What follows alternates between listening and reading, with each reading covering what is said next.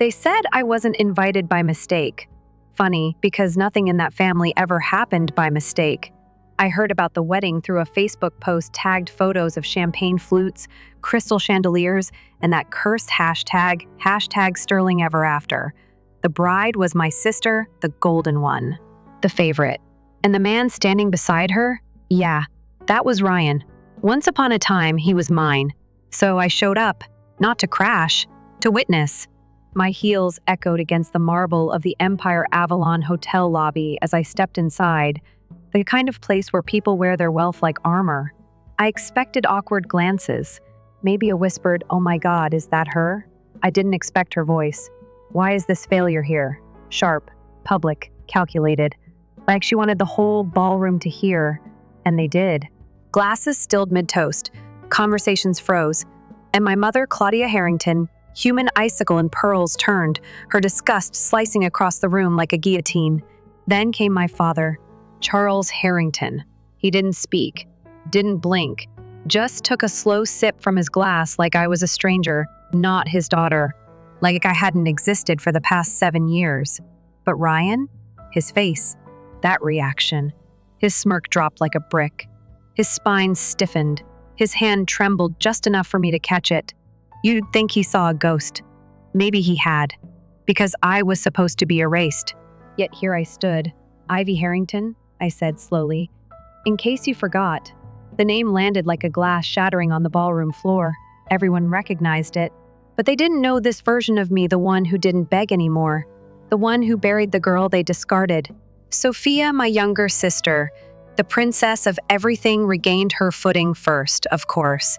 She let out a laugh, fake and sharp, eyes gleaming like she thought she'd already won.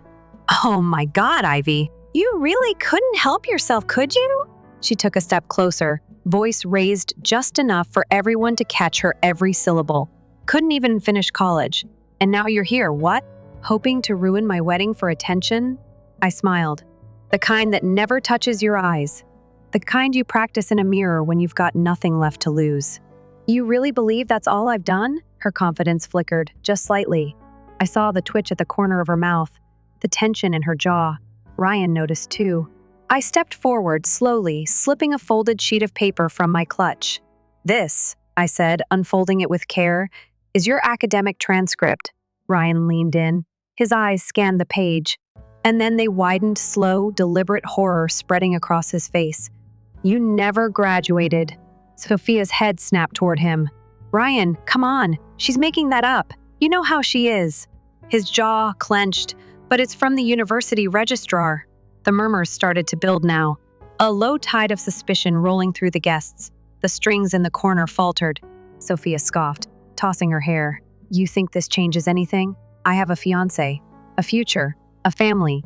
You had all those things," I corrected. And then I dropped the second bomb. "You also used my social security number for your med school application, which you never completed, by the way." That silenced her. Ryan took a step back. "Wait, what?" Her mask cracked. I could see it in her eyes, the calculations, the panic. Claudia stepped in now, voice clipped and brittle like a breaking icicle. "Enough. You don't get to walk in here with absurd accusations." I cut her off, calm and direct. "Claudia, you should know I don't deal in accusations, only receipts." And then came the USB drive. It gleamed in the light like a final nail in a very expensive coffin. "This has everything," I said. "Emails, bank logs, insurance claims, fraudulent billing statements from the Harrington family practice." Charles paled. The kind of pale that doesn't come from embarrassment but from fear. Dr. Whitman, their investor, stepped forward from the crowd. "You vouched for her. You vouched for this clinic." I kept going. They'd been billing insurance companies for procedures that never happened, double charges, ghost patients, a full decade of creative accounting, all under the guise of a family-run healthcare legacy. I looked straight at Claudia, "And you used my name on those filings." Guess it was easier when I didn't exist. There was a collective gasp, the kind you only hear when the social ladder's breaking under someone's heels. Sophia spun toward Ryan. "Don't tell me you're actually buying this." She's bitter. Always has been. He didn't answer, just stared at the paper like it was a betrayal unfolding in ink. And then he slipped the ring off his finger. The sound of it hitting the floor was louder than any scream I could have given them. Claudia reached for him. "Ryan, please. This isn't what you think." He cut her off with the calm of someone who's just woken up mid-nightmare. "You all lied. No theatrics, no yelling. Just 3 words that gutted everyone in the room." I turned, letting the moment linger. Because this wasn't about revenge anymore. This was about truth. Mine. And I'd just spoken it out loud. You'd think that was the end, right? The ring hit the marble, the crowd gasped, and I delivered my drop the mic moment. But stories like mine don't end in a ballroom. They begin in the dark, in places no one notices. Like the night I stopped being their daughter. That memory doesn't fade, not even now. It was winter, the kind that freezes your breath and makes silence feel heavier than snow. I was standing outside the Harrington estate, suitcase in one hand, dignity barely hanging on in the other. The porch light was on, not for me, but because they forgot to turn it off after throwing me out. I remember looking up at that grand house, the manicured hedges, the chandelier flickering inside like nothing had happened, and wondering how it was possible for a home to look so full and feel so hollow. Charles had said I was an adult now, time to figure things out. Claudia never even looked at me, just kept sipping her wine like I was some stain on the carpet she'd learned to ignore. Sophia watched from the stairs, smiling like she was watching a scene from her favorite soap. "Try not to die out there," she'd said with a little wave. That was her goodbye. That was my family. I didn't cry. I didn't beg. I walked. And that walk? It changed everything. I spent the first night at a bus station bathroom, shivering on a bench and trying not to look like someone who had nowhere else to go. By night 2, I was behind a diner, using the vent heat from their kitchen just to stay warm. I remember the smell of grease and burnt coffee. It's funny what your senses cling to when you're at your lowest. By night 3, I stopped pretending things would magically fix themselves. No rescue, no calls, no sudden epiphany from the people who shut the door in my face. They moved on. I had to move forward. On morning 4, she found me. Rita, owner of the diner. Small woman, sharp eyes, voice like gravel wrapped in sarcasm. She didn't ask who I was or why I looked like a raccoon that lost a fistfight with a trash can. She just handed me a mop and said, "If you're going to haunt my alley, you better earn your ghost tax." That mop saved my life. I scrubbed floors until my knuckles split, burned my hands on dishwater, took double shifts without blinking. Rita didn't coddle me, but she didn't ignore me either. She gave me the cot in the back once I proved I could be useful. And that back room? It was mine, my space. The first space in years that didn't come with judgment or conditions. I saved every dollar, ate 1 meal a day, taught myself how to study again at night using borrowed textbooks and a cracked phone screen. By the time I turned 20, I got into a local community college. 1 semester later, I transferred to a better one. When they offered me a full ride to a business program out of state, I cried. Not because I made it, but because I was finally seen by someone who wasn't obligated by blood. I interned at a startup in my last year. Learned how medical billing worked, how nutrition was shaping the industry, and how legacy companies were sleeping on real innovation. By 27, I had investors. By 28, I had a company. IVYRX was born in a co-working space with peeling paint and Wi-Fi that dropped during Zoom calls. But my formula worked. My product helped people. And my name, my real name, was on every single bottle. The Harringtons?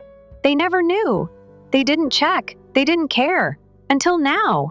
Until I showed up on Sophia's big day and tore the mask off. What they didn't realize was that I didn't need revenge to feel whole. I already had what they couldn't take, self-worth.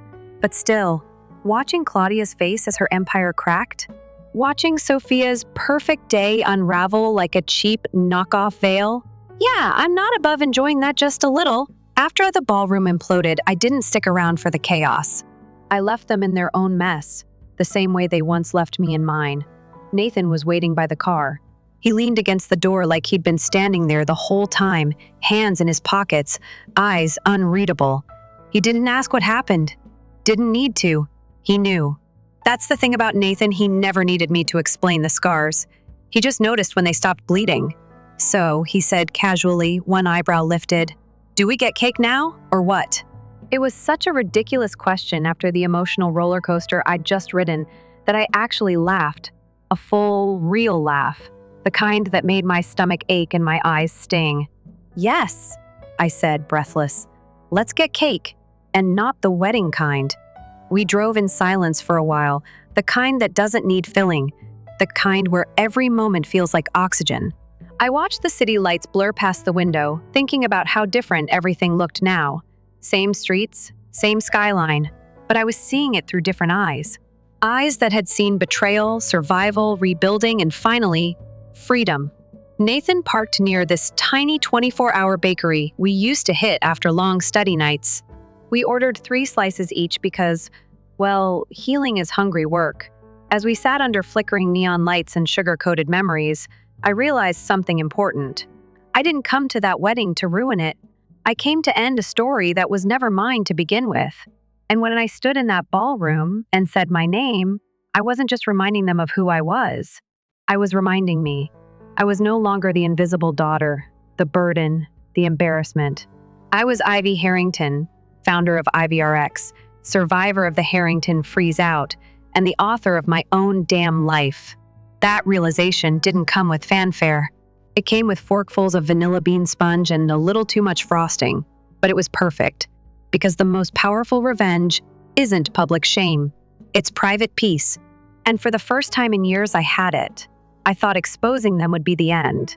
Honestly, I thought I could walk away from that ballroom and finally close the chapter for good.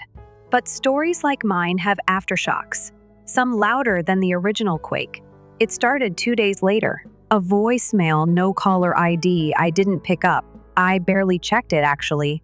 I was halfway through a product pitch meeting when I tapped the app and heard a voice I hadn't heard in nearly a decade. "Ivy, it's me." That pause was everything. As if she couldn't even say mom. As if she wasn't sure she had the right anymore. "I don't know what you think you know," she continued, her tone clipped and too rehearsed. "But this could destroy our family. Please, call me back." I didn't, because there was nothing left to destroy. They did that themselves. The next one came from a private number, then an email from Charles, full of lawyer speak and veiled threats dressed up like concerned warnings. Something about intellectual property violations and defamation. I had to laugh. The man who once told me to figure it out on my own now wanted to discuss legal boundaries? I forwarded it straight to my lawyer with a one-liner that just said, "Let him try." He never did, because he knew what I had was real. The documents, the names, the timestamps, it wasn't a grudge. It was evidence. Still, I didn't expect what came next, the fallout.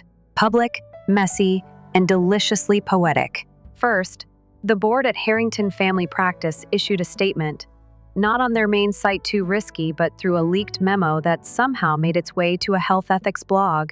It confirmed internal audits following the exposure of irregular billing activities and cooperation with federal inquiries. Translation, they were cornered. Sophia's name was conveniently missing from the memo, but she wasn't invisible. Not anymore.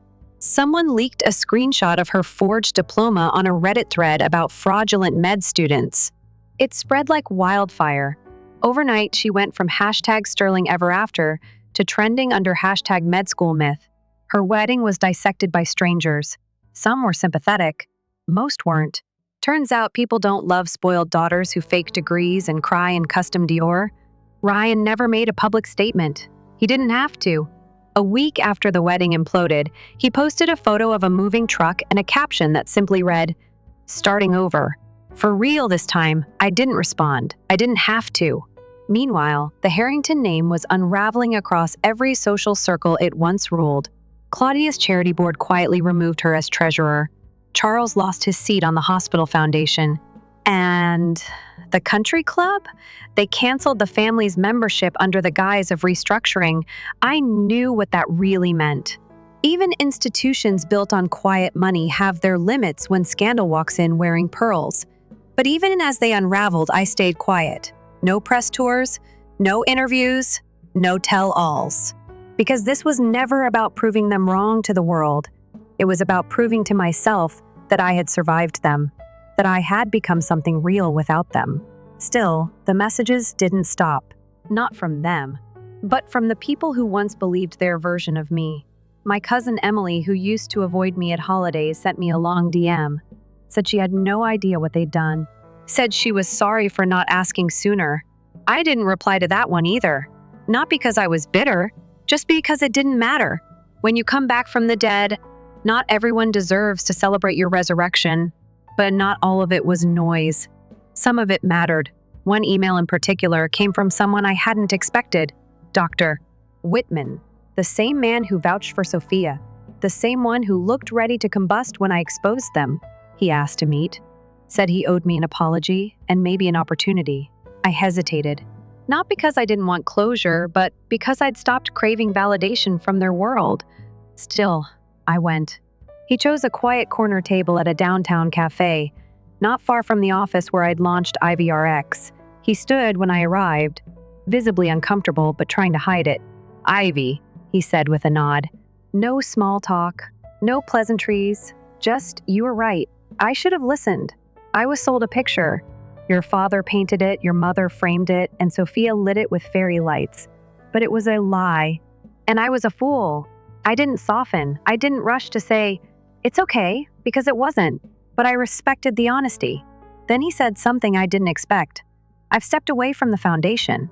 I've started investing privately. Ethical startups only. Ones that disrupt and heal." He paused. IVRX came across my desk. "It's impressive. You're impressive." For a moment, I didn't speak. I wasn't used to being acknowledged by anyone from that world without some angle, some hidden condition. "And what do you want from me?" I finally asked. He shook his head. "Nothing. I just wanted to say what I should have said years ago. You weren't the mistake. They were. That stuck with me. I didn't say yes to any funding that day, but I didn't say no either. Because for once, I had the power to decide." Back at the office, things were growing faster than I could have imagined. We were expanding. I was hiring. I was training a younger generation of women who had ideas and drive and scars of their own. Women who'd been dismissed by people with nicer surnames and louder voices. And every time I signed a check with my name on it, I remembered the girl who once stood outside a mansion with $17 in her pocket. The girl who slept behind a diner and taught herself how to rebuild. And I felt proud. Not because of the fall of the Harringtons, but because of the rise of someone they never thought would make it. Someone they tried to erase. But ghosts don't disappear when you ignore them. They haunt. They echo.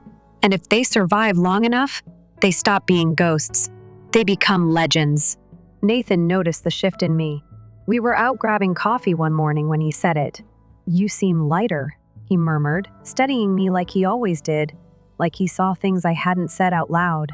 "I feel taller," I joked. But I knew what he meant. The anger that used to sit just beneath my skin had thinned out, not vanished, but no longer burning. I'd turned the fire into fuel. And that's what no one tells you about revenge. It's not the explosion that matters. It's what you build from the ashes. And I was just getting started. Success didn't silence the past. It just gave it a quieter place to hide.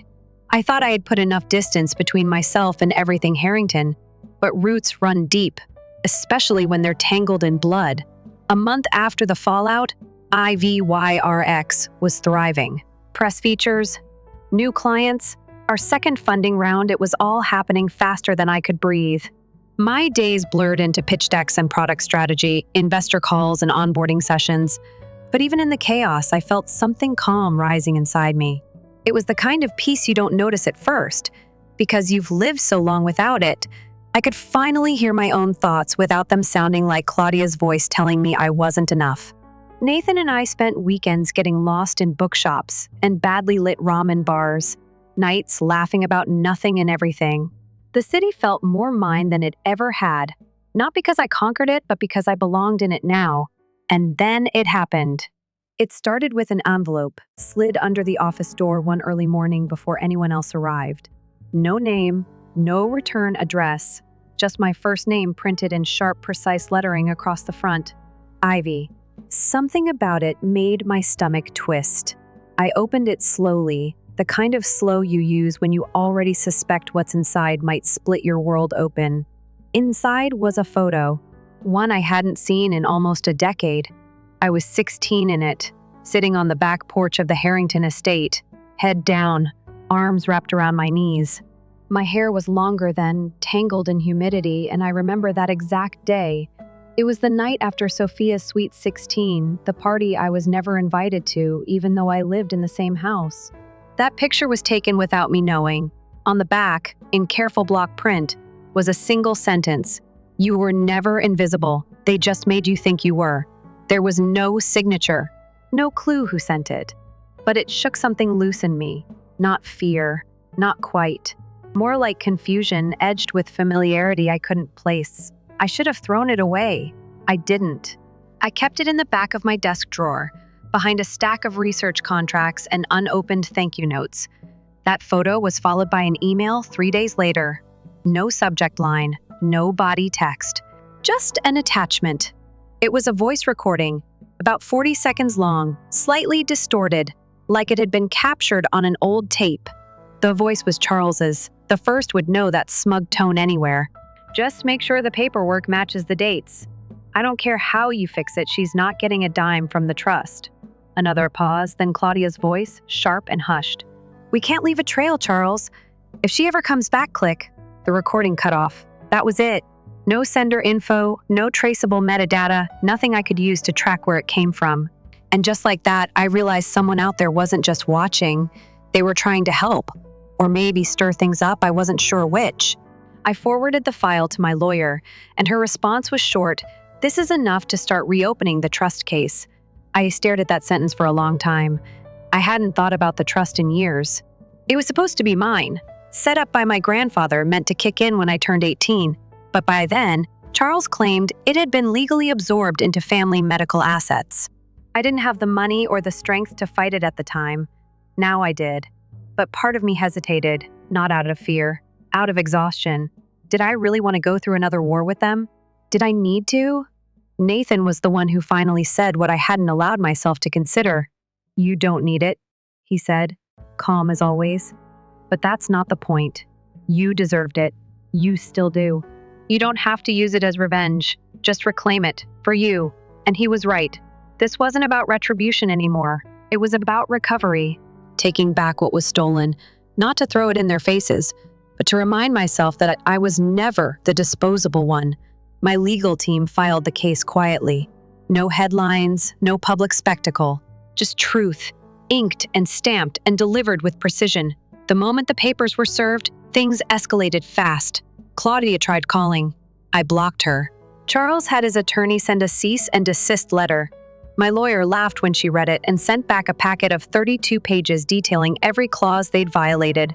But it was Sophia who surprised me the most. She showed up. At my office. In person. She wasn't dressed like a socialite this time. No designer bag, no pearls. Just jeans, a hoodie, and tired eyes that made her look older than she was.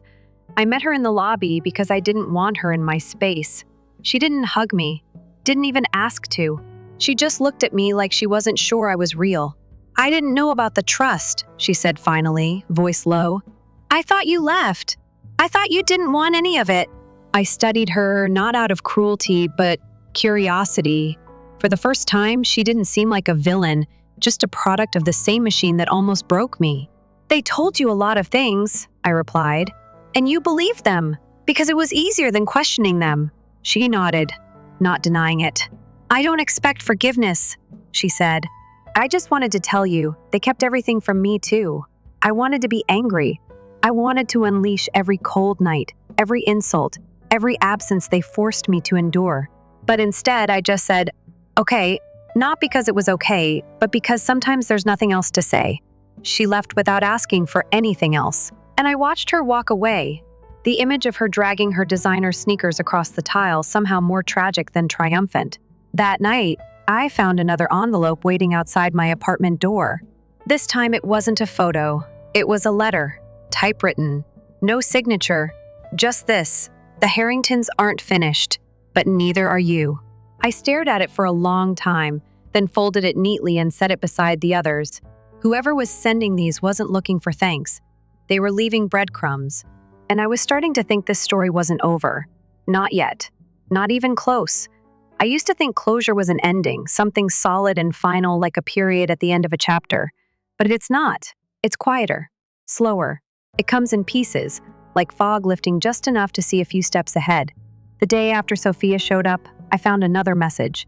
This one wasn't left at my door. It came through a burner email with no subject and one sentence in the body. Look beneath what was buried.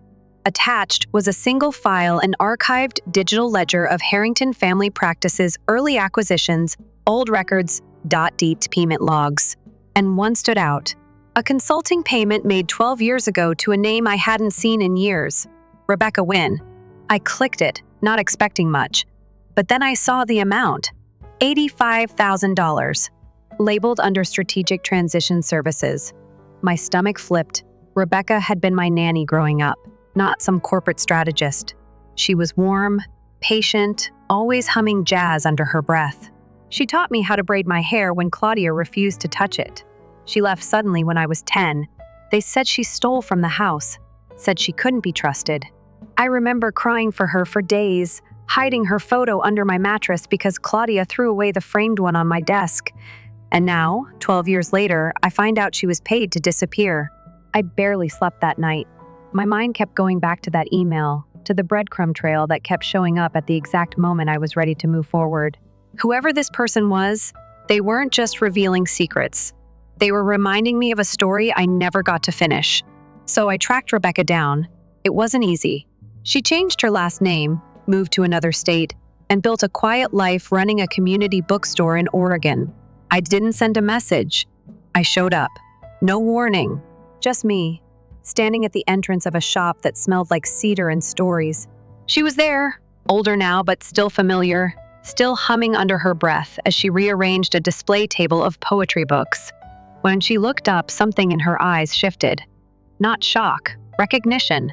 "Ivy," she said softly, as if saying it too loud would break the moment. I didn't cry.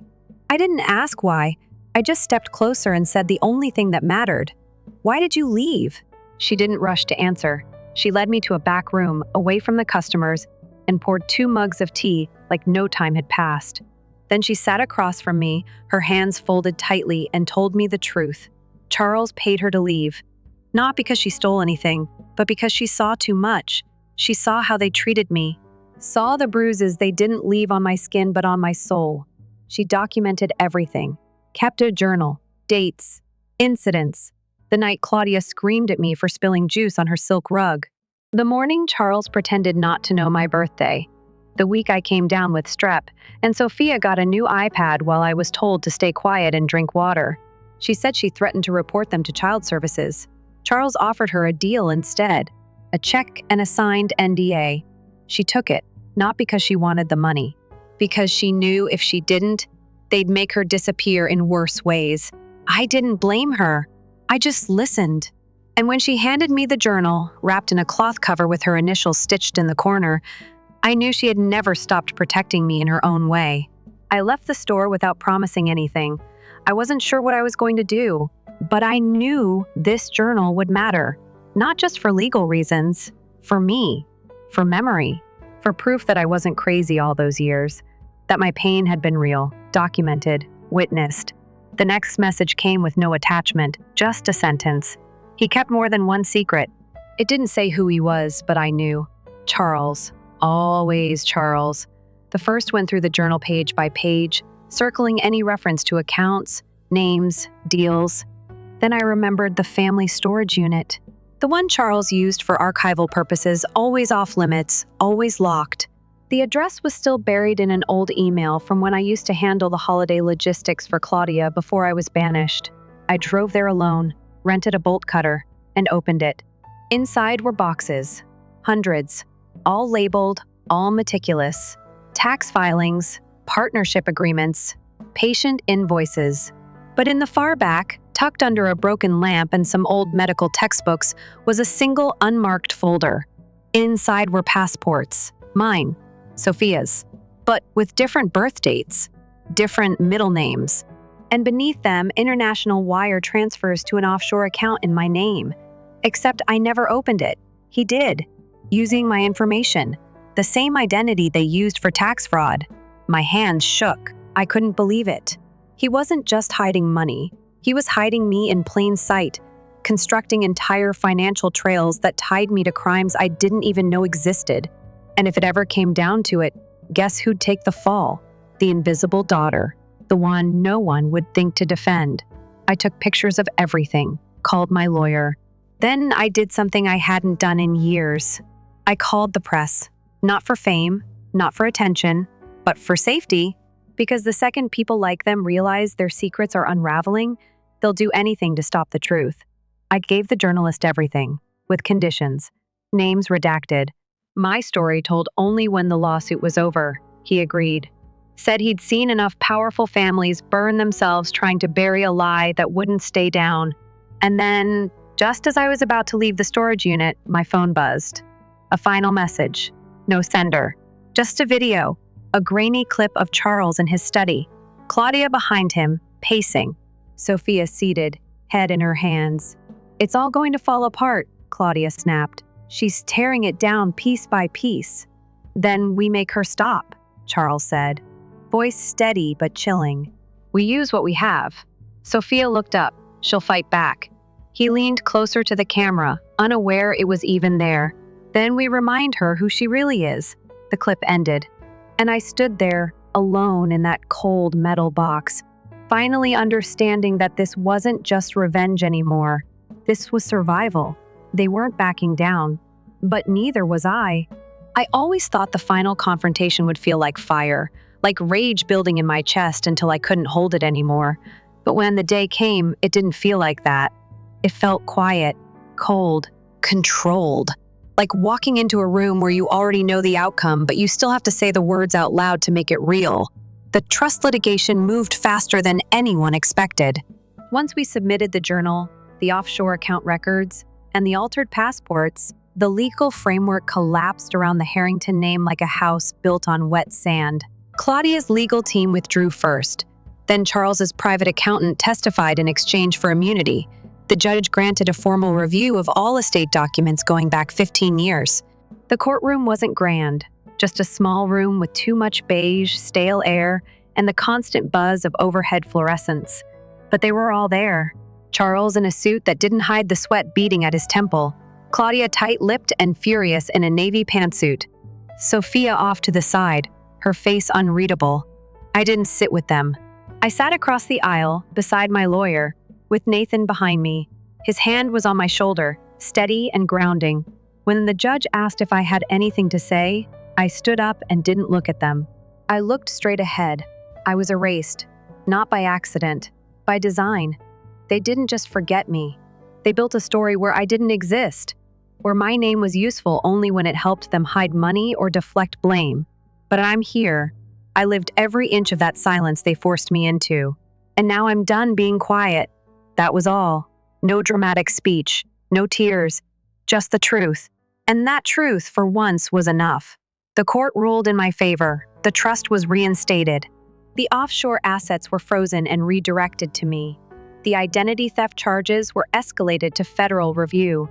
Charles would likely lose everything. Claudia might face prosecution. Sophia was spared. The judge acknowledged that she was a minor at the time of many of the trust decisions and had acted under the influence of her parents. I didn't contest it, because she wasn't my target. Not anymore. The press didn't swarm. No cameras. Just a quiet headline buried on page 8 of a digital business outlet. Heir reclaims legacy in estate scandal. I forwarded the article to my lawyer and then turned off my phone. Because the story was done, at least the part that needed to be written in documents and courtrooms. But something else still lingered, something harder to file away. I went back to the house once. Just once. Not inside. Just the gates. I stood there for a long time, watching the hedges that once looked like prison bars now trimmed too short, like they were trying to present something perfect again. A car passed and slowed when it saw me. Sophia stepped out. She didn't look surprised. She didn't say hello. She just walked up, slow, hesitant, like approaching a stranger you almost recognize. "You really did it," she said, not with anger, not with awe. "Just observation." "I didn't do it for revenge," I answered. "I know." Her voice was quieter than I'd ever heard it. "It was for you." And I think maybe that's what scared them most. We stood in silence for a while. The kind that didn't demand anything. No apologies, no forgiveness. Just understanding that what was broken couldn't be fixed, but it could be left behind. "What happens now?" she asked. I shook my head. Nothing. That's the point. No more fights. No more chasing people who never saw me. I'm moving forward. She nodded. I left first. Didn't look back. Because looking back was what got me hurt in the first place. Nathan and I moved 2 months later. We bought a place outside the city. Nothing flashy. Just a quiet space with too much light and windows that overlooked a garden I never thought I'd have the time to tend. IVYRX continued to grow. I hired more women who understood what it meant to be overlooked, who weren't waiting for someone to give them a seat. They were building the table from scratch. We launched a mentorship program. We built grants for first-gen students. We made space, real space, the kind I used to dream about on cold nights behind that diner. One evening, after a long day of meetings and laughter and too much coffee, I walked outside and found Nathan stringing lights across the porch. I stood there, just watching him, the way the warm bulbs cast soft halos over his face, the way his eyes caught mine and settled into that quiet knowing that only comes from time and truth. "You okay?" he asked. I nodded. "Better than okay? Free?" he asked, the word soft, deliberate. "Completely," I said, and I meant it. Because revenge was never the goal, not really. The goal was being able to say my name and not flinch, to walk into a room and not wonder who would try to shrink me, to build a life not out of spite but out of strength. And I had. The letters stopped after that, the messages, the whispers. Like whoever had been watching finally knew I didn't need them anymore. Maybe it was Rebecca. Maybe it was someone else. I never found out. I didn't need to, because whoever helped me didn't want to be found. They just wanted me to know I wasn't crazy, and that was enough. One night I pulled out that old photo, the one of me on the porch, knees to my chest, hair in my face. I stared at it for a long time, then slipped it into a new frame. I placed it on a shelf in my home office, not to remember the pain, but to honor the girl who sat there believing no one saw her, because someone did, and now, so do I. The day the final paperwork came in, final ownership of the trust, the full transfer of rights to IVYRX, the last legal signature I didn't celebrate with champagne or some big moment. I went to the bakery around the corner, bought a slice of red velvet cake, sat in the sun, and ate every bite. Slow, grateful, present. Because that was the real ending, not the courtroom. Not the headlines, not even the apology that never came. The ending was peace, the kind you don't have to earn, the kind you just claim when you finally stop waiting for someone to hand it to you. I didn't win. I chose myself. And for the first time, that was more than enough. Story 2. And to Claire, my daughter, who will get nothing. For that is just what she is entitled to. With a smooth and steady voice, my father spoke. Funerals are said to expose families and the truth. I didn't wait for the eulogy, though. Before the lawyer even opened the folder, I spoke the truth. I was situated at the Ashford Estate's far end. The great room is close enough to hear every breath in the quiet, yet too far enough to feel the warmth of the fireplace. Glasses of crystal clinked. Cousins muttered. Someone cleared their throat. Behind me, the tension crackled more fiercely than the fire. Then my dad got up. Ashford Charles. Perfectly groomed silver hair and a blue suit that fits like armor. The room was quiet and anticipatory. Before the lawyer started, everyone thought he would give a brief speech. Maybe a minute of reverence. Thank you. Finalization. Rather, he raised his glass with a grin that stopped short of his eyes. Logan, my son, deserves a chili toast. His voice was clean and firm as he spoke. Who will be in charge of our legacy's next phase? And to Claire, my daughter. He didn't look me in the eyes, but he did turn slightly. Who is going to get nothing? For that is just what she is entitled to. It struck the face like a blow. The last public breaths were sharp. Evelyn, my aunt, spilled her champagne. Someone whispered, Christ Jesus. The housekeeper, too, frozen location. But me? I remained still. I folded one hand in my other and sat with my back straight. My look seemed collected and quiet, but my heart was loud in my ears. My smile wasn't just for show. It was armor, since I was previously aware. Long before he formally stated it, I had realized that this was more than a dad severing his daughter from his will. It was a performance, a last power move. Velvet tones and state-aged scotch were provided at a public execution. Charles Ashford never spoke loudly. He didn't have to. His art was humiliation. I was his canvas today. However, he was unaware of it. This situation was something he could never have predicted. It was the final moment he would ever have. He believed I had come to see him triumph. However, I was present to see his collapse. Being Claire Ashford taught me that excellence has to be achieved early in life. Unless you were a boy at birth. I followed their instructions to prove my worth. Straight A's, student council president, a double degree from Stanford Business and Environmental Engineering. When one of our company's oldest logistical departments began to lose money, I took over at the age of 23. I suggested a restructuring, cut expenses by 30%, and made it profitable within 6 months. The board gave a clap. I was given a thank you supper by my father. In the meantime, my father's favorite kid, my brother Logan, failed Yale twice. To help him get his mind back in the game, he was given a new Mercedes and a corner office. I was accused of taking things personally because I was too passionate. It was okay to be enthusiastic, but if I wanted to be taken seriously, I might want to tone it down. Charles Ashford didn't think his daughter was a leader. He saw vulnerability. A lady too intelligent to remain little at family meals, and a woman too determined to be silent. In boardrooms, he would cut me off in the middle of a sentence to inquire about Logan's golf game. Before rejecting my idea, he would remark on my outfit. I had spent a year honing a green supply chain project when I presented him with the company notion. He didn't read it at all. "You're a pretty girl, Claire," he replied, glancing at the cover page. "Why not concentrate on the things that will make you a better wife?"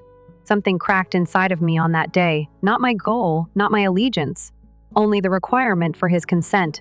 I came to the realization that I could never inherit a heritage that was not intended for me at that time, nor in his kingdom, nor as a daughter.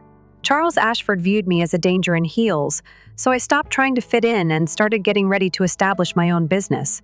Edward Ashford, my grandpa, viewed me as capable rather than as a daughter, a liability, or someone to manage. I used to sit in his library with him. Books are stacked all around us like strongholds, and they truly listen to my thoughts and anxieties, how I envision the company's future. He once informed me that your father's doubts about you aren't the true issue. It's because he is well aware of your strength, and he's scared of that. I now believe he was warning me, but at the time I thought he was being indulgent or kind. When his health started to deteriorate, it was me who visited every morning, not Logan, not my dad. Me?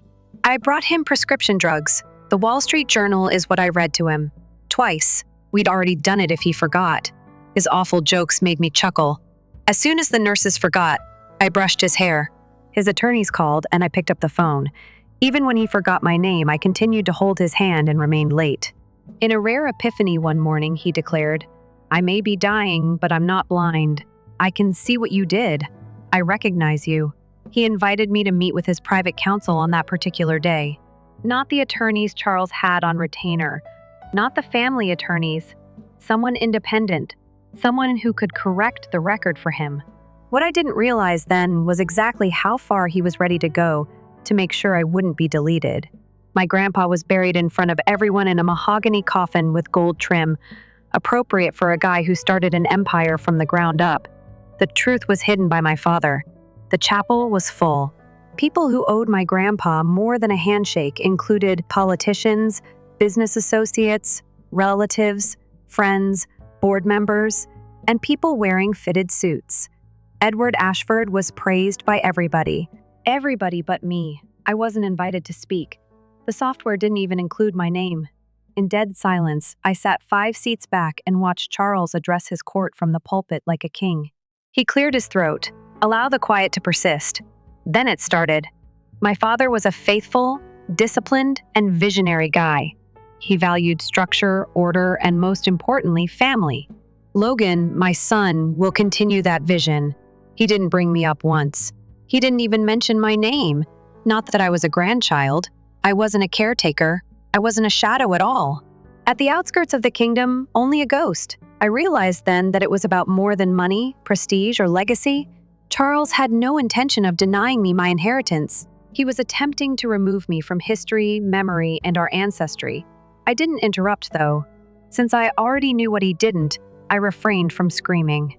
There was another will, and I knew it. A signed sealed envelope, notarized. Awaiting. With each word, I allowed him to dig his own grave while I sat in silence. The drawing room of the Ashford estate was once again packed 2 weeks after the funeral. But this time, the grieving was ended. The show was just getting started. Mr. Franklin Ellis, the attorney, was seated at the head of the long table with 2 folders, one thin and the other heavy with wax seals in front of him. I was the only one that listened to the second one. Like an afterthought, I had once more been positioned at the far end, nearer to a drafty radiator. With their elbows resting on polished wood and drinking old bourbon as if they already owned the tradition, Logan and my father took center stage. A well-practiced sneer tugged at the corner of Charles's mouth as he got up and straightened his cufflinks. "Before we start," he replied, lifting his drink again with ease. "To my son Logan, who will proudly guide Ashford Global into its next chapter, I would like to make one last toast." He hesitated to make a point. People grinned and nodded. His voice then became quiet, theatrical. "And to Claire, my daughter, who put feelings ahead of loyalty. Wherever you end up, I pray you find peace." Evelyn turned her head aside as tight, uneasy laughter erupted at the room's edge. Mr. Ellis blinked slowly, then opened the first folder. Routine distribution of assets, vacation residences, art, jewels. I remained still. I knew what was going to happen, so I just waited. He slid his hand toward the second envelope after clearing his throat again, gold stamped, thick and sealed, per a private instruction of the late Edward Ashford. He spoke slowly. "Claire Ashford is to get the estate, all of the voting rights, and the majority of Ashford Global's shares right away." There was an explosion of silence. Logan's drink suffocated him. Someone's hand caused a glass to shatter. My father's eyes just stared without blinking. Now that I had the room, I grinned. Everything changed when my name was called. In the balance of power, not just in the room, but the reality. It wasn't luck at that time. It wasn't retaliation. It was a design. My dad believed he had a daughter. He could do it. In reality, he raised a strategist. And it didn't start at the will reading. It began the day he rejected my proposal for a business. 6 months of innovation and research. Heart, as if it were a lunch napkin. He said, "You're a pretty girl, Claire. Focus on things that make you more wife material." Silently, I left his office, went home, secured the door, and constructed a war room. I joined think tanks and created Steel Magnolia Ventures, a private LLC, using a fictitious name. He started investing in climate startups with actual revenue and teeth, but he never tracked or consulted for fintech companies. I discovered how to maintain a tight smile, a sweet tone, and ambition concealed behind neutral lipstick and silk blouses. Logan gave half-baked pitches at every board meeting and Sunday dinner, and I was asked to get coffee. I was observing, listening, and making calculations. I also didn't rely on inheritance when my grandfather's health started to deteriorate. He was important, so I leaned in, because dignity matters. Control doesn't make you powerful, Claire, and I wanted to preserve what was left of the man who once told me that. Clarity, however, does. I therefore took action when I noticed the shortcuts Charles was taking in his hasty medical paperwork, staff manipulation, and power of attorney push. I inquired if Grandpa had faith in the family attorneys. He didn't. I inquired as to whether he desired a second opinion. He gave a nod. I spoke with Mr. Ellis. We prepared a directive with crystal clear words, multiple mental assessments, and third-party witnesses. Unbreakable, untouchable. So it wasn't a twist when the envelope opened, it was a catalyst. A well-executed plan. Because I was more than just an empire survivor. He made an effort to keep me out. After studying it, I constructed my own. My father remained silent at first. Just sat there stunned, glass frozen midair, lips parted in disbelief. Logan blinked like the room had turned upside down, and then the lion roared. Charles slammed his hand on the table. The room flinched. "This is a farce," he growled. "You manipulated an old man. You took advantage of his decline. He turned to Mr. Ellis, voice rising like thunder behind polished control. This directive is invalid. He was sick. He didn't know what he was doing. Ellis didn't blink. He calmly pushed a folder across the table. Mr. Ashford underwent 3 independent assessments during that time, he said. All verified complete cognitive function. These alterations were not only legal, they were planned. The air got thin. My father's wrath began to split, not from strength, but from terror. He stood and started pacing, barking, half-formed protest to no one in particular. You don't realize what you've done, Claire. You're not ready for this. You'll trash all your grandfather created. This isn't some girl boss dream. This is genuine business. I let him roar, I let him burn, and then I stood slow and steady and stated, I've been ready for years, Dad. I just stopped awaiting your approval. For the first time in his life, the room froze once more. Charles Ashford became aware of the true nature of his problem. Not a letdown, not a daughter, but a competitor. And his eyes showed it to me. He had already lost, he realized. The next morning, I stood outside Ashford Global's imposing glass doors before the city woke up. No news release, no cameras, no fanfare. Only me, a briefcase filled with blueprints and a black coat. Nobody was prepared. As I entered the marble foyer, my heels reverberated throughout. I have known this spot since I was a youngster. I used to grasp my grandfather's hand on elevators when we visited back then. My legs can't handle it. I was the one with the keys today. First stop, the ancient office of my granddad. The corner suite boasts electricity in every nook and cranny with views of the skyline. I took a breath, changed the locks, and stepped in. Not a metaphor. Tactical. Because I was aware that Charles would not leave in silence. He would speak poison into boardroom corners, twist threads, and ask for favors. However, I wasn't letting him pass through any of the doors. After that, I started working. I set up private meetings with the heads of each department one at a time, to listen, not to dictate. I inquired about long-term goals, burnout, morale, the culture behind the numbers, and other topics my father never wanted to discuss. And I left a paper trail. Each meeting, each enhancement, each signature, let him claim that I lack experience. I thought, let him attempt to discredit me. I'll have receipts. Because power wasn't the point here. The goal was to change it. With the use of benefits, he managed this business via loyalty, terror, and quiet. However, I wasn't here to preserve his dominion. My goal was to reconstruct it into something stronger, cleaner, more intelligent, and better. And that's the only way. Remind the pride of who is truly in charge by entering the lion's den. He entered as though he was still the owner. Charles Ashford, gold buttons, navy jacket, rehearsed grin, polished. As arrogant as ever, Logan stood by his side, clutching a manila folder as if it were the key to the future. Maybe it did, but not the one they expected. The boardroom was packed. Every seat is occupied. Legacy stockholders, senior partners, and executives. As he walked in, they all glanced up, and Charles provided them with what they had come for. Gentlemen, he replied, not even glancing at me. Let's discuss damage prevention. I waited. Give him a chance. For now, the illusion remained intact. As if nothing had happened, he gave Logan a back pat and sat down at the head of the table in his previous position, as if the floor underneath him hadn't already begun to collapse. He responded sharply, We've reviewed the fallout, little coverage in the media. We can clear up the uncertainty if we act fast. It is possible to reframe Claire's reign as transitional. I cleared my throat. Calmly, the first stated, This isn't a damage control meeting. They are paying attention to this reorganization session. I distributed sealed evidence packets to each board member. Stealing.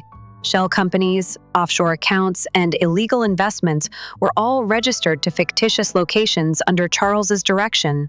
Then followed Logan's documented abuse of corporate cash for a pizza, a business-sponsored boat party, first-class flights, and personal travel. The quiet felt oppressive. The folder was accessed by Charles. His mouth tightened. Logan's face became white. This is ridiculous, my dad murmured. This is all untrue. Everything has been confirmed. Audited by a third-party compliance firm, I said. The board will cast their vote today. Logan got to his feet too quickly. My emails were hacked by you. This is against the law. We call it supervision. Welcome to it, I said. It was not a tight vote. It was not even a contest. Unanimous. Logan was denied entrance. Charles was excluded from any business transactions. With instant effect, they had keycards. Deactivate prior to the conclusion of the meeting. As the doors started to close, I personally accompanied them to the elevator. Charles turned in a low, resentful voice. Do you believe this is the end of it? I leaned a little. No, I believe it's only getting started.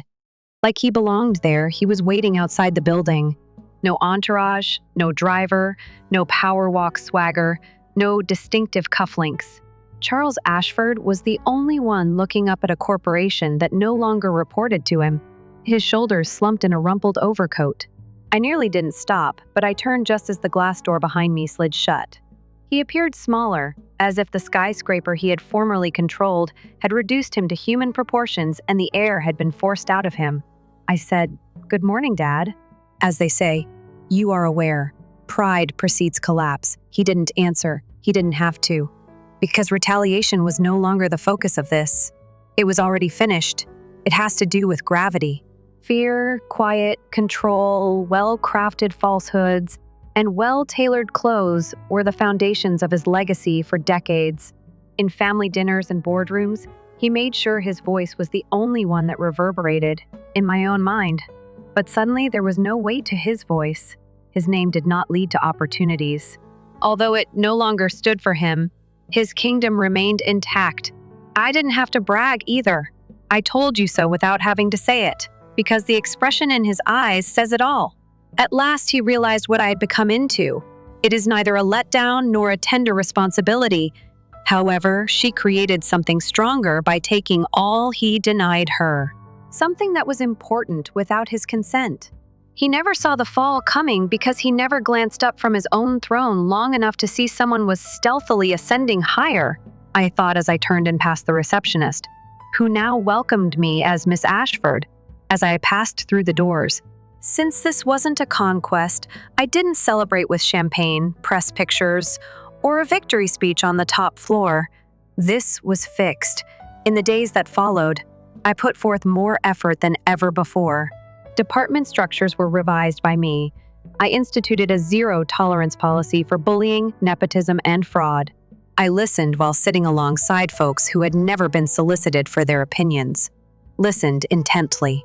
I brought in new blood, varied, motivated, and unseen talent, replaced whisper networks with transparency efforts, and established mentorship programs for women who had been turned over for prolonged maternity leave. Because I wasn't the only one who owned this kingdom, I have to heal it. It was described as a power play by the media. The daughter of the CEO of Throne is the coup of the company. However, they failed to comprehend. Retaliation wasn't the point. The goal was to eradicate the rot, the dread, and the misconception that a leader must resemble Charles Ashford. I once sneaked into my son's room after returning home late one evening while still wearing heels and holding my phone. As usual, he was already nestled down with his blanket half off. Half sleepy, he looked up. "Mommy," he muttered. "Why was Grandpa so upset today?" I stopped and grinned. "Because," I murmured, removing the hair off his forehead with gentle strokes. He overlooked the fact that women may hold leadership roles. He nodded, falling into his tiny, secure world and already sliding into a new actuality. And I came to a realization at that same instant. Charles believed the business was the inheritance, the buildings, the title on the bronze plaque, and the board's votes. However, he was mistaken. I was the true heir. He attempted to delete the female, the tactician. He was underestimating. It was she who reconstructed the empire under her own name. And it wouldn't be based on fear or obedience this time. It would be intentionally constructed for my son, for the lady I developed into, for each girl who was instructed to keep to her own lane. Following the takeover, the first several weeks passed quickly. Meetings, headlines, autographs, and sidelong glances from those who formerly viewed me as though I were made of glass. I was now referred to as Miss Ashford. They held their breath now, as I entered the space. However, there were evenings when the quiet returned, the pain, that little voice whispering inside of me. If I had been a son, would he have done this? Did this story ever have a variation in which he stood next to me rather than in my path? I had no idea. I still don't, for healing does not come like a vote or a contract. Like the box that showed up on my desk one rainy day, it arrives late, uncomfortable, and without warning. No address for return. Not a stamp. Just my name written in familiar shaking handwriting inside a photograph. A little crooked in the corners, old and weathered. At a corporate picnic, I was sitting on my father's shoulders, around 5 years old, with my head flung back and laughing. I felt like I was something valuable in his hands. 4 plain phrases were written in fading ink on the back. You had it all the time. That was it. No apology, no signature, no explanation, and I didn't need one for the first time in a long time. I placed the picture next to the corporate seal on the top drawer of my desk, not to remind him, but to remind myself.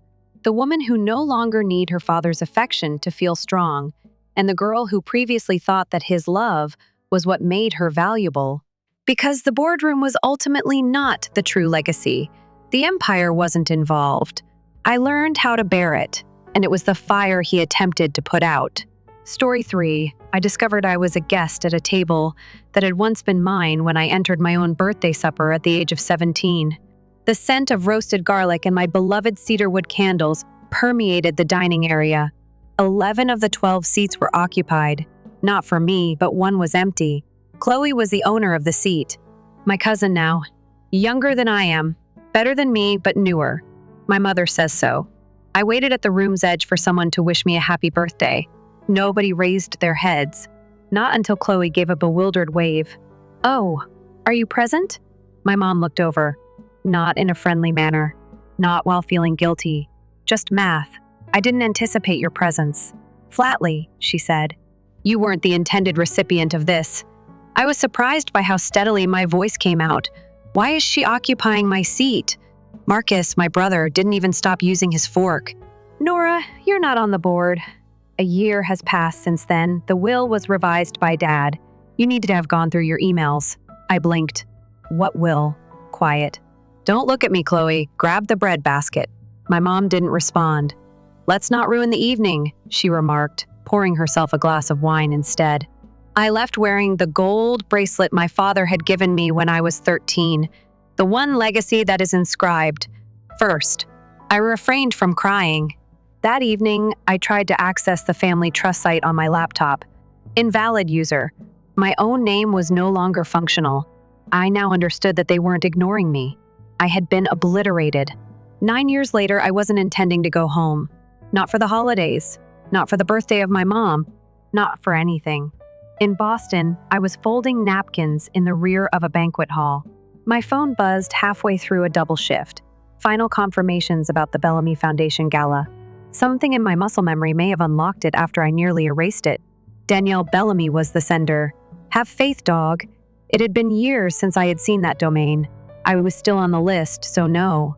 I added a nice event flyer after scrolling. Headshots in 3 levels. Everyone is grinning. I used to refer to this sea of last names as family.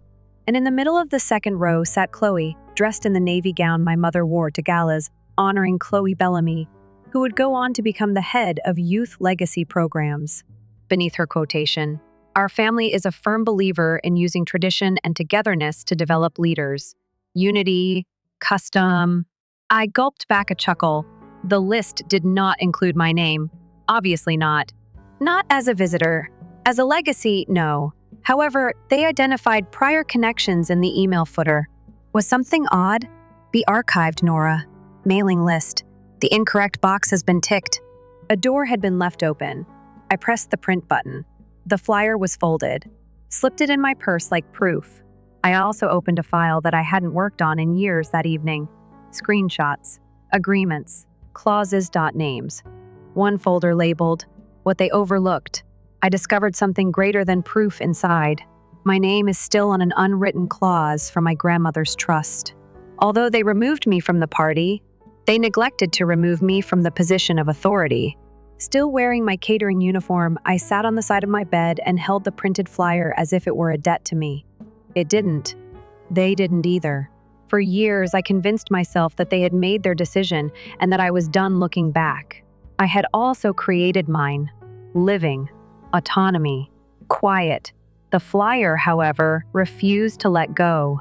As if it knew, Chloe's smile pierced the page. I took out the manila folder I had stored beneath my bed. One day, my roommate inquired as to whether it was old tax returns. Not exactly. Before they stopped my login, there were screenshots, handwritten notes, and digital printouts of trust documents within. A picture of my granny and me. The last lady who didn't wince when she mentioned my name. A letter followed. It was dated 8 years ago and was sent to Miss Nora Bellamy of the Bellamy Law Office. Not opened. With trembling hands, I ripped open the package containing a draft trust modification.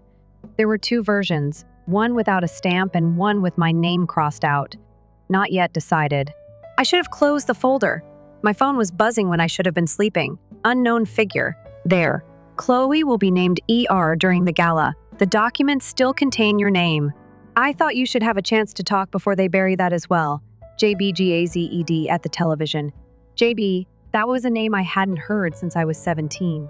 The year I disappeared, the family's old accountant, Jeffrey Barnes, was sacked. With that, the quiet suddenly broke. They believed they had buried me in documents. Some ghosts were forgotten. Save your receipts. It was dawn when I got to Vermont. The type of dawn that had significance in the past. Ski vacations with the family, cards for Christmas, legacy. It's cold now. Light through a shattered windshield. The key was left under a rock by an Airbnb host. I kept my arrival a secret from everyone. I didn't have to. I was remembered by the countryside, even if they made an effort not to. I drove to my grandmother's cabin, a tiny cottage on the outskirts of Bellamy Lake, rather than heading directly to the hotel where the gala was being hosted. No one touched it, even though it was officially part of the foundation now. Since her funeral, no, they were unable to sell it. She had included an odd stipulation in her will. Until someone who knows where the photo frame is cracked opens it, this house will remain unopened. Yes, I did. It was located directly above the antique mirror in the hallway, second from the left. A picture of us. Wearing her pearls and clutching her hand, I was 8 years old. There was a crack at the rear of the frame and a folded message placed neatly behind it. They have attempted to obliterate you if you are reading this, but you are still a Bellamy, and they have no authority over who is given this name. Inside was an original copy of the Bellamy Trust and a little brass key, the initial version of the edits. There was my name, legal and bold, intact, Nora Elise Bellamy. Straight line, the second recipient. They believed I had forgotten who I was. It never occurred to them that I would go back to the one person who never asked me to prove it. The paper trail she left behind caught them off guard. They also had no idea that I would recall the beginning. I had no desire for a new dress. I wanted the dress. The one my mother wore when she officially opened the first building owned by the Bellamy Foundation. The one I recognized from the newspaper clipping that hung in my room as a child before Chloe's pictures took its place. Midnight, navy, length of the floor, modest neckline. Each seam has a power stitch. It was at one of the town's upscale antique consignments. When I took it off the rear rack, the owner let out a gasp. All right, this is an original. The Bellamy family owned it. I gave a kind grin. Yes, I am aware that I didn't correct her when she mentioned that, in theory, it was Chloe's grandmother's outfit. But now it was mine. I rented a room at a small and 2 blocks from the gala venue. Didn't bother with valet or red carpet treatment. I wasn't walking in via the front. I phoned in a favor. A makeup artist I'd previously given champagne to at a Boston event. She owed me. She made me appear like memory, not contemporary, not fashionable, but familiar. Like a photo frame someone shoved in a drawer but couldn't bring themselves to throw it before leaving. I packed my clutch with 2 items, a folded note from my grandma and a printed copy of the trust clause with my name on it. Then, rather than admiring myself, I glanced in the mirror to bid farewell to the version of myself that believed that keeping quiet was safer. I wasn't come for an apology tonight. The microphone was what I was after. At 7:41 p.m., I entered the Bellamy Foundation Gala by the staff door rather than the front. The door was held by a waiter. He made no request for a name. He simply gave me the impression that he thought I belonged somewhere significant. He just couldn't recall where. That was the idea. With its gold trim on white linen, crystal chandeliers, and guests sipping champagne and praising one another's legacies, the ballroom was a polished lie. Like vapor, I drifted across tables. No seat assignment, no name tag. Eyes, however, followed. Some squinted as if they were attempting to locate me, or from a newspaper, or from school. I picked up a gala program at the welcome table years ago. I turned it open. Honorees on 3 pages. Chloe's column was filled. Emerging leader, mentor, eyesight that is inherited. I wasn't present. Obviously not. The legacy wall, a corridor adorned with framed pictures of Bellamy's founders, donors, and family portraits spanning 3 generations, caught my attention next. Walked it gently. Row after row. My mother in her youth. My siblings. Chloe wears her uniform from prep school. Then I saw it. One frame drooped a little. It said Bellamy Children, 2009 on the brass plaque. It's family day. However, the interior photo was incorrect. The left side has too much white space. I took a closer look.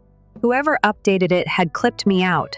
The original is still barely discernible behind the frame and through the backing glass. The actual snapshot was tucked away carelessly. I'm in the middle of the entire picture. However, someone had scrawled an X over my face using a crimson marker. I refrained from crying. I inserted the USB into the AV laptop behind the curtain and snapped a photo of it. I would just create my own chapter if they decided to remove me from the program. Every gala has its moment, so the saying goes. My own began at 8:19 p.m. The family had just turned to see Chloe, who was dressed in white satin, take the stage. Like courteous thunder, the hall echoed with applause. Leaning into the microphone was the MC. We salute a lady of elegance, vision, and the entire Bellamy name tonight, representing a new generation. For the presentation reel, the lights were turned down. However, that wasn't what they had anticipated. The displays flickered and suddenly went blank in place of Chloe's well-planned montage. A voice filled the room. Mine. Unambiguous. Be calm. Unquestionable. I'm known to some of you. I told some of you to forget me. People turned. A few people let out a gasp. Others only gazed. Nora Elise Bellamy is my name. This is the family I was born into. This is the room where I grew up. That table is where I ate, wore the bracelet, earned the scholarship. Then I was removed from the screen behind me. It seemed like the ancient family photo was unaltered. I'm dead center, alive with a smile. The version they substituted for it came next, redacted and cropped. There were murmurs. The trust document followed. My name, my legal situation, uncrossed. True. It's still binding. The navy blue of my dress caught the limelight as I moved onto the edge of the stage. My mom's gown. It is impossible to erase someone and preserve their legacy. Unity cannot be achieved by silencing a child. You can't cover up a broken truth with a phony tradition. A clap came from someone in the crowd. Another Chloe then remained still, her note cards shaking. My mother sat rigid, white-knuckling her glass. And me? I acted without waiting for approval. I just expressed what I had to say. There's nothing I'm here to steal. I am here to remind you that it was always mine. Not all silence is meaningless. It can be louder than applauding at times. That's what I said, and it filled the ballroom. Nobody made a move. There was no glass clinking. No pretending to cough or laughing politely to lighten the situation. Until my mom got up. She didn't rush. She moved as if she still had command of the story. As if the narrative hadn't been torn from her grasp. With one hand on the platform and the other on her pearls, she moved up to stand next to Chloe. Her voice was brittle and silky as she whispered, "Nora, sweetheart, I didn't meet you here," her gaze. "So where has the location been throughout the years?" She forced a rehearsed grin onto her lips. "Once the event is over, we may discuss. Let's avoid creating a scene." "You did it already," I said. Simply said, "You didn't think I would be in it." Behind us, the screen still showed the document. The part with my name on it is unquestionable, legitimate, and stamped. Then came the unexpected sound. A man stood in the rear, and a chair scratched. Former accountant Jeffrey Barnes, JB, who was banished for asking too many questions, pulled out a folder. People lie, but the Foundation's books don't. I've also preserved copies. My mom became pale. Chloe lost her temper. It's slander. She is only seeking attention. I didn't recoil. Truth is what I'm here for. It only brought attention. One of the women at the front got up. Then there was a man beside the doors, and at last there was another round of applause. But this time, it wasn't for Chloe. Legacy wasn't the reason. It was for the sake of justice. And it wasn't handshakes and hugs that brought justice. Files, names, and weight were included. It's not an apology, a gavel. Before I had even poured my coffee the morning following the gala, my phone called 4 times. Unknown figure, voicemail. Do it again. I had 11 missed calls by noon. My mother gave me 9. The initial voicemail was kind. Nora, it's your mother. We must not allow last night to spiral out of control. The subsequent one. You have no idea how much strain we were under. Your dad. He believed it was in everyone's best interests. The 6th message broke. You know you're not the only one that was harmed. I didn't respond. Instead, my sister Sarah sent a message. Not even a greeting? No justification, only a PDF file. Stop and desist. It seems that recovering your name is now considered defamatory. Chloe, she went straight to Instagram instead of taking the legal process. A caption for a picture of her wearing a stark white suit. Legacy is earned, not taken. We get it up. We're not begging. Bellamy is powerful. Thousands of likes. A single highly calculated remark was pinned. It's funny how some people only turn up when money is at stake. That one from Ethan, my cousin. It didn't matter though, because 24 hours later, an anonymous folder surfaced on a public disc titled Bellamy Gala. Internal email threads, reporting on expenses. Reroute the grant. Chloe's signature on invoices connected to creative development consultants who didn't exist. I wasn't the one who released the skeletons. The match had been lighted by Jeffrey Barnes or someone like. I didn't have to battle. All I had to do was remain still and let their own fire to find oxygen. Please play my mother's 12th voicemail in the background. Nora. They are discussing the inquiry. This can be stopped. I hit play and then delete. I used to write my name in notebooks when I was 17 years old to help me remember it was my. Nora. Bellamy, Elise. Not that girl. Not the one that we avoid discussing. No line in red ink should be removed. Only me. I registered it as a trademark 9 years later. The Nora Fund. Nor with Nora alone, nor with Bellamy. A charity for young ladies who have been marginalized by their own families. Cut off, kicked out, or conveniently overlooked. Exactly 1 week following the gala, the website went live. Their board seat was not taken by me. Didn't reply to their press statement stating that the Bellamy family is going through internal changes. Didn't reply to the family lawyer's mail proposing an updated trust. The seat wasn't what I wanted. Finally, I wanted the silence that followed my name to feel like strength rather than punishment. I placed the key around my neck on a necklace after taking it from my grandmother's cottage. As a private individual, not as a Bellamy heir, I repurchased the property. I then uploaded a single image on the webpage of the Nora Fund. A bracelet made of gold, the one I received at the age of 13 from my father, engraved heritage. First, I wrote beneath it, silence is the foundation of some legacies. Fire is used to recover others. No faces, no hashtags, and no remarks. Only the words.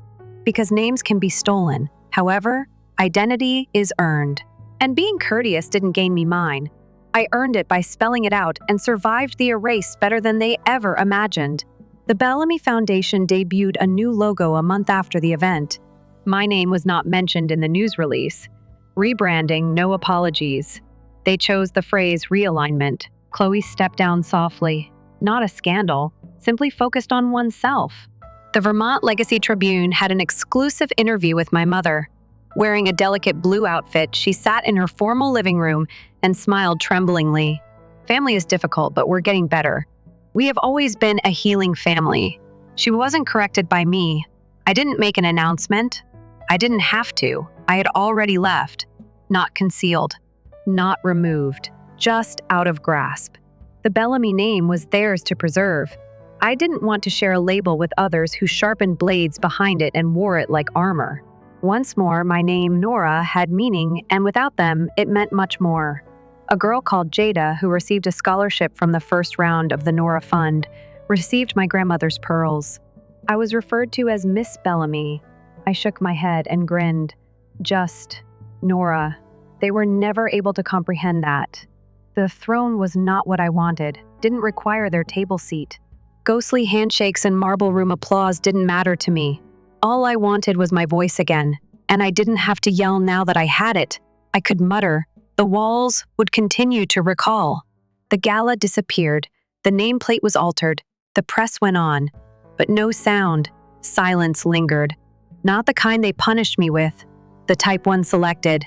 I still wake up some nights believing I'm 17, that there will be a response if I knock on the kitchen door. But they don't. I don't need the door open anymore, so that's okay. I constructed another one. I spoke at a nearby institution last week. It's a small auditorium with foldable chairs, not a huge TEDx stage, and females who took notes like their life depended on it. One held out her hand. Feeling anxious? Right. How did you extend forgiveness to them? I stopped. Then I was honest. I didn't. I just stopped asking them to explain who I am. The issue was always that. I was too annoying to be around, too loud to be obeyed, and too quiet to be heard. So they made up a tale about me that didn't exist, and I gave them some leeway. However, stillness has a limit, and I arrived wearing navy blue, bearing a document they believed would remain hidden under a chandelier. I was referred to as bitter. They then referred to me as brave. However, they never addressed me by name until I had them read it out loud. Here it is, then. Nora Elise Bellamy is my name. And this? The last word was this. They didn't expect me to talk. I was obliterated, so I came back with the last word.